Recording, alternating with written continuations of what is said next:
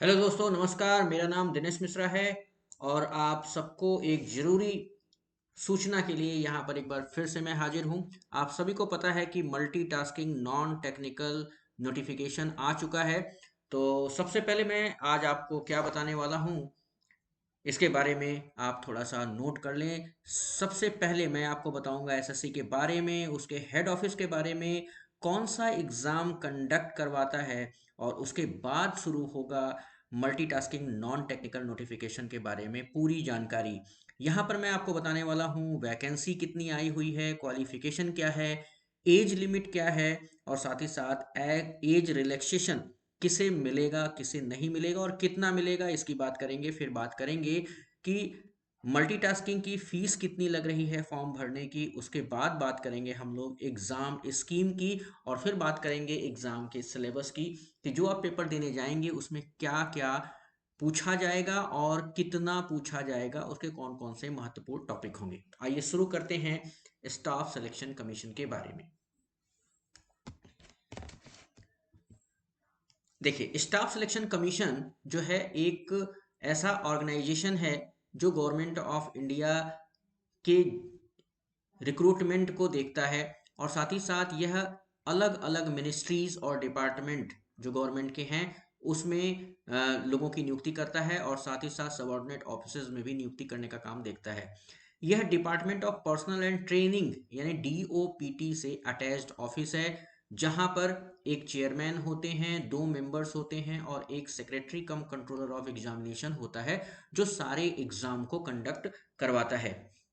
अगर हम इसके हेड ऑफिस की बात करें तो इसका हेड ऑफिस जो है वो नई दिल्ली में लोकेट है, और साथ ही साथ इसके जो रीजनल ऑफिस हैं उनकी संख्या 7 है, जिसमें प्रयागराज, मुंबई, कोलकाता, गुवाहाटी, चेन्नई, बेंगलोर और नई दिल्ली है। ठीक है दोस्तों, यहाँ पर अगर हम बात करें कि ये कौन कौन से एग्जाम को कंडक्ट करवाता है, तो इसमें आता है आपका SSC CGL, SSC CHSL, junior engineer, junior Hindi translator, SSC GD constable, SSC multitasking staff, जिसकी बात आज हम यहाँ पर करने वाले हैं क्योंकि अभी इसकी वैकेंसी आई हुई है।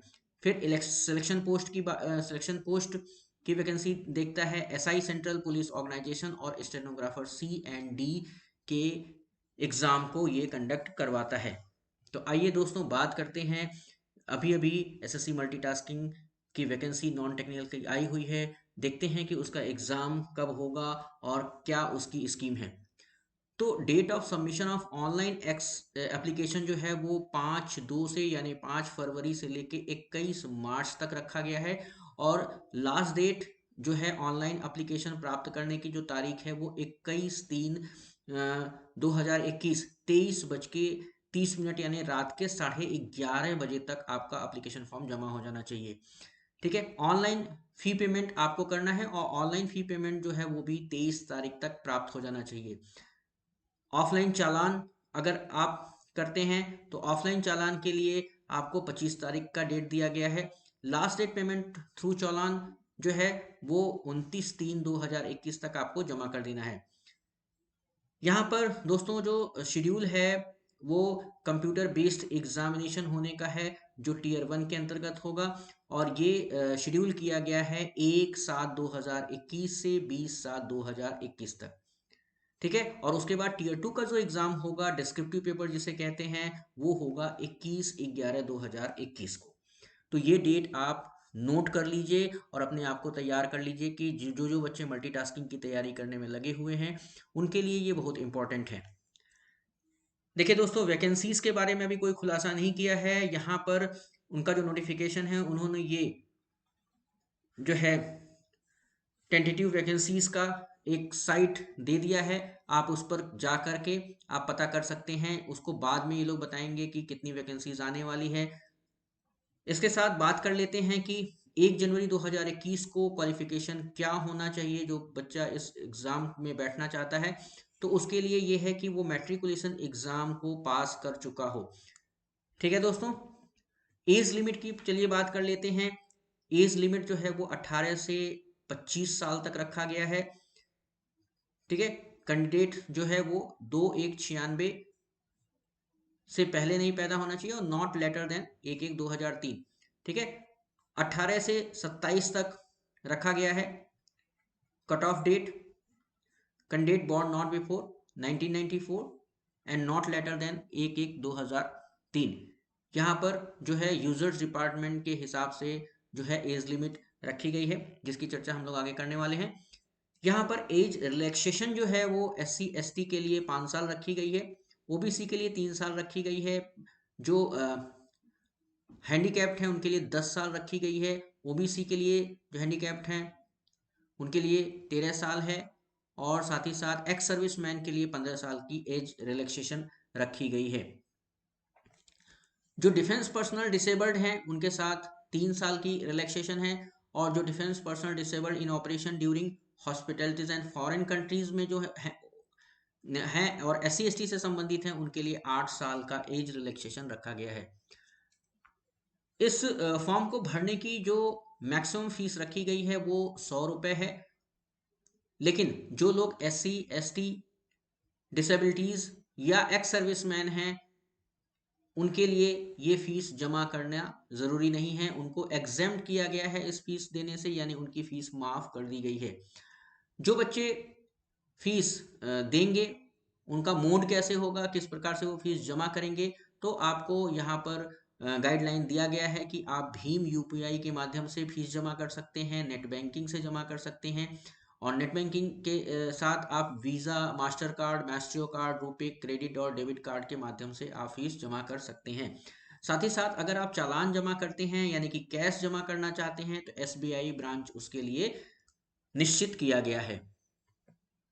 अब आइए बात कर लेते हैं कि एग्जामिनेशन की स्कीम क्या है, यानी कि एग्जाम का पेपर क्या क्या होने वाला है। एग्जाम जो है दोस्तों वो पेपर 1 और पेपर 2 के रूप में होगा, जिसमें अगर पेपर 1 जो कंप्यूटर बेस्ड एग्जाम है, टियर 1 का एग्जाम है, उसमें जनरल इंग्लिश पूछा जाएगा, जिसमें नंबर ऑफ क्वेश्चन 25 होंगे और नंबर ऑफ मैक्सिमम मार्क्स जो होगा 25 होगा। ठीक है, टेस्ट जो होगा वो 90 मिनट का रखा गया है। जनरल इंटेलिजेंस एंड रीजनिंग के क्वेश्चन भी 25 रखे गए हैं, और इसमें मार्क्स जो है वो 25 रखा गया है। न्यूमेरिकल एप्टीट्यूड यानी मैथ के सवाल भी 25 रहने वाले हैं, और जनरल अवेयरनेस के सवाल भी आपके 25 रहने वाले हैं। यानी कुल मिलाकर के आपको बहुत कम मेहनत करने की जरूरत है, और इसमें जो है आप आसानी से इस एग्जाम को क्लियर कर सकते हैं। जो बच्चा टियर 1 एग्जाम पास कर लेगा वो फिर पेपर 2 यानी डिस्क्रिप्टिव में एंट्री पा जाएगा, और डिस्क्रिप्टिव में शॉर्ट एसेज या लेटर लिखने के लिए आएगा। ठीक है, उसमें मैक्सिमम मार्क जो है 50 रखा गया है, 30 मिनट का उसमें ड्यूरेशन रखा गया है। पेपर 2 के बारे में बताया जा रहा है कि वो पेपर जो होगा आपका पेन एंड पेपर मोड में होगा, यानी आपको लिखित परीक्षा देनी होगी। ठीक है, शॉर्ट एसेज जो है लेटर इंग्लिश में आप लिख सकते हैं, या फिर कोई और लैंग्वेज जो शेड्यूल 8th में इंडियन कॉन्स्टिट्यूशन के वर्णित हैं उसमें आप उस भाषा में आप लिख सकते हैं। तो इस तरह से कुल मिलाकर के देखा जाए तो पेपर बहुत ही आसान है, आप आसानी से इसको क्रैक कर सकते हैं, इसमें बहुत ज़्यादा नहीं है। अब सिलेबस की बात करें कि अगर हम इंग्लिश लैंग्वेज का पेपर देते हैं तो उसमें क्या क्या चीज़ें पूछी जा सकती हैं, जो कि इनकी गाइडलाइन है। तो कैंडिडेट को बेसिक इंग्लिश लैंग्वेज में vocab, grammar, sentence structure, synonyms, antonyms, ठीक है, और उसके साथ साथ यहाँ पर करेक्ट यूसेज की तैयारी करनी होगी। जनरल इंटेलिजेंस यानी रीजनिंग की अगर हम बात करें तो यहाँ पे जजमेंट के क्वेश्चन होंगे, डिसीजन मेकिंग के होंगे, विजुअल मेमोरी के क्वेश्चन होंगे, ठीक है, ऑब्जर्वेशन के क्वेश्चन होंगे, अर्थमेटिकल नंबर सीरीज होगा, नॉन वर्बल सीरीज होगा।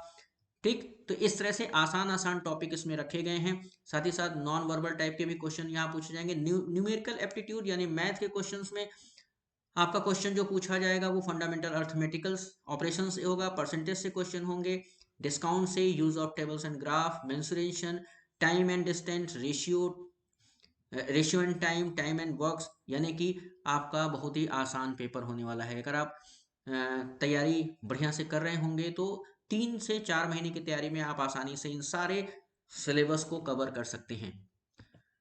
जनरल अवेयरनेस की बात किया जाए तो जनरल अवेयरनेस में जो सबसे ज्यादा जोर दिया जाएगा वो दिया जाएगा आपका जो है करंट अफेयर्स पे, और करंट अफेयर्स में जो क्वेश्चन रिलेटेड होंगे वो इंडिया से रिलेटेड होंगे और उसके नेबर कंट्रीज से रिलेटेड होंगे। जो sports, history, culture, geography, economic, general polity के साथ साथ जो है साइंटिफिक रिसर्च से क्वेश्चन आपके पूछे जा सकते हैं। पेपर 2 में जो आपका कंटेंट आना है वो हिंदी और इंग्लिश में रहेगा, दोनों भाषा में रहेगा।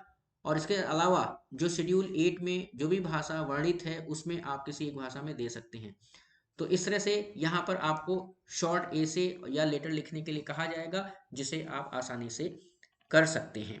इसमें थोड़े से अभ्यास की ज़रूरत होती है और अभ्यास के बाद बच्चा इतना पारंगत हो जाता है कि वो आसानी से पेपर कवर कर ले। तो बच्चों देख लिया आपने कि ये वैकेंसी आ चुकी है और इसमें आप लोग तैयारी शुरू कर दीजिए। इसमें बहुत ज़्यादा मेहनत की ज़रूरत नहीं होती है, लेकिन यहाँ पर आपको अच्छे से अच्छा जो है रिजल्ट जल्दी से मिल जाता है और जल्दी से आप सरकारी नौकरी पा सकते हैं। तो आगे भी जैसे वैकेंसीज के बारे में जानकारी मिलती रहेगी हम आपके साथ शेयर करते रहेंगे, और आपके आगे के जो तैयारी है उसमें भी हमारा चैनल आपको आगे बहुत अच्छा योगदान देने वाला है। तब तक के लिए, जब तक के लिए नई वैकेंसी आती है और हम नया आपके लिए जो है एक प्रोग्राम लेकर के आते हैं, तब तक के लिए थैंक यू।